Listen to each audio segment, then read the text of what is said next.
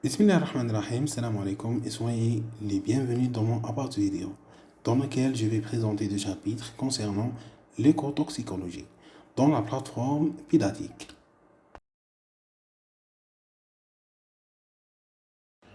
En commençant par les grands points que je vais présenter dans ce module, à savoir le titre de cours, le public cible, les objectifs, les prérequis ainsi que le type d'enseignement. Le module en question, c'est l'écotoxicologie, destiné aux étudiants de deuxième année en master dans la spécialité de génie de l'environnement. Dans ce cours, je vais aborder deux grands chapitres essentiels. Concernant le type d'enseignement, nous allons appuyer sur tous les formats pédagogiques disponibles, à savoir cours magistraux pour la présentation des concepts clés. Pour le public cible, ce cours est destiné aux étudiants en deuxième année master issus de filières de génie de l'environnement, notamment ce qui ont validé une licence en génie des procédés. L'objectif du module, les objectifs attendus à travers les deux premiers chapitres sont les suivants. Acquérir des notions de base en écotoxicologie, faire la distinction entre les différents types de pollution, soit physique, chimique et biologique, comprendre les effets des substances toxiques sur les organismes et les écosystèmes, donner une vue de l'ensemble sur l'impact environnemental des activités humaines. Et pour les prérequis, pour suivre efficacement ce cours, les étudiants doivent faire les différences entre les principaux polluants, soit les métaux lourds, les pesticides, les hydrocarbures, etc.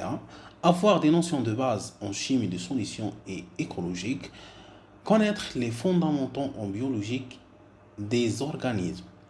Et bien sûr, ce cours sera présenté par moi-même, Dr Benzad Abdelmajid, docteur en génie des procédés, spécialité en génie de l'environnement, chargé de cours à l'université de Tahrir Mohamed à Béchar. Et bien sûr, mon email c'est benzrad.abdelmajid@unibéchar.tz. Ce premier chapitre vous invite à découvrir les bases de l'écotoxicologie, une discipline à l'interface entre la chimie, la biologie et l'écologie. Vous allez apprendre ce qu'est un polluant, d'où il vient, les activités humaines, l'agricole, industrie, énergie, etc. Et comment il interagit avec l'environnement. On s'intéressera également à l'effet de ces substances sur les organismes vivants, en étudiant les notions de toxicité, de contamination, de bioaccumulation et l'impact écologique. Enfin, ce chapitre pose les bases pour comprendre comment la pollution peut toucher la santé humaine, la biodiversité et les écosystèmes et pourquoi il est essentiel d'en mesurer les effets. En plus de la définition de pollution et des polluants, ce premier chapitre vous propose une vue de l'ensemble sur les grandes familles de polluants, ainsi que leurs sources principales.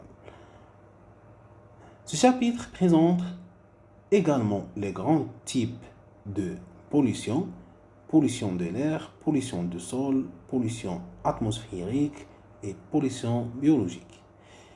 Il aborde aussi les principaux fondamentaux de l'écotoxicologie, notamment la notion de toxicité, la voie d'exposition, les mécanismes d'accumulation dans les organismes vivants. Enfin, ce chapitre introduit les règles de base utilisées en écotoxicologie, comme la relation dose-effet, la notion de seuil toxique et les tests biologiques simples utilisés pour détecter un contaminant. Le deuxième chapitre est consacré à la cause et l'importance de la pollution et la compréhension de son impact sur l'environnement et les êtres vivants. Ce chapitre traite les principales sources de polluants agricoles, industrie, énergie et activités domestiques. On y classe les types de polluants chimiques, physiques, biologiques selon les milieux affectés, air, eau et sol. Il aborde aussi les effets des polluants sur les organismes vivants, toxicité, bioaccumulation et sur l'écosystème, déséquilibre, perte et biodiversité. Enfin, il introduit des concepts clés comme les relations dose-effet et les interactions entre les polluants, qui sont essentiels à l'analyse éco-toxicologique. Dans ce chapitre, on étudie comment les polluants se propagent dans l'environnement, dans l'air d'expression atmosphérique, dans l'eau, ruissellement, infiltration et dans le sol, absorption et migration. On verra aussi les voies d'exposition pour les êtres vivants, intégrant respiration, contact cutané. Enfin, on introduit les types de systèmes écologiques exposés, milieux ouverts ou fermés, les transferts de contaminants et les principaux de bioaccumulation pour la base de la relation dose-effet.